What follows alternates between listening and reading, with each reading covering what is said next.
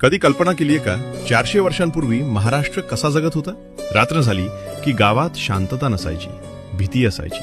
शेतकरी दिवसभर कष्ट करून पीक उगवायचा, पण धान्य त्याच्या घरात नाही, सरदारांच्या कोठारात जायचं. कर इतके की माणूस जगण्यासाठी नाही तर फेडण्यासाठी जन्माला यायचा. स्त्री घराबाहेर पडताना देवाला नाही तर सुरक्षित परत येण्यासाठी प्रार्थना करायची. मंदिरं उद्ध्वस्त होत होती, धर्म दडपला जात होता आणि माणूस स्वतःच्या भूमीतच परका झाला होता. असं वाटत होतं ही रात्र कधीच संपणार नाही. पण जेव्हा अन्याय टोकाला पोहोचतो तेव्हा इतिहास एखाद्या माणसाला नाही तर विचाराला जन्म देतो. 19 फेब्रुवारी 1630 शिवनेरी किल्ला. एक बालक जन्माला आलं, नाव शिवाजी. आई जिजाऊंच्या संस्कारातून स्वराज्याचं स्वप्न आणि दादोजी कोंडदेवांकडून शिस्त आणि न्याय शिकला. 16 वर्षांचा मुलगा तोरणा किल्ला जिंकतो आणि सह्याद्री हलायला सुरुवात होते. एक एक करून किल्ले उभे राहिले.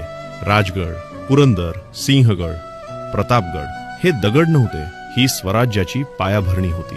त्याची तलवार राज्य वाढवण्यासाठी नव्हती तर जनतेला जगवण्यासाठी होती. शत्रूच्या स्त्रीला सुद्धा आईचा मान दिला. स्त्रीचा अपमान करणारा माझा शत्रू हा त्याचा नियम होता.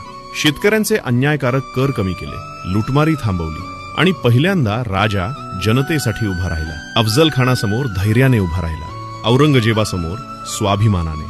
तो लढला फक्त जिंकण्यासाठी नाही तर स्वराज्यासाठी उभा राहिला. 6 जून 1674 रायगड पहिल्यांदा या भूमीत राज्य नव्हे जनतेचं राज्य जन्माला आलं. स्वराज्य. तो फक्त एक राजा नव्हता, तो आत्मविश्वास होता, तो स्वाभिमान होता, तो प्रत्येक सामान्य माणसाचा आधार होता. आजही प्रश्न तोच आहे, आपल्यातला शिवाजी अजून जिवंत आहे का? शिवजयंती म्हणजे उत्सव नाही, स्वतःला जाग करण्याचा दिवस आहे. जय भवानी, जय शिवाजी.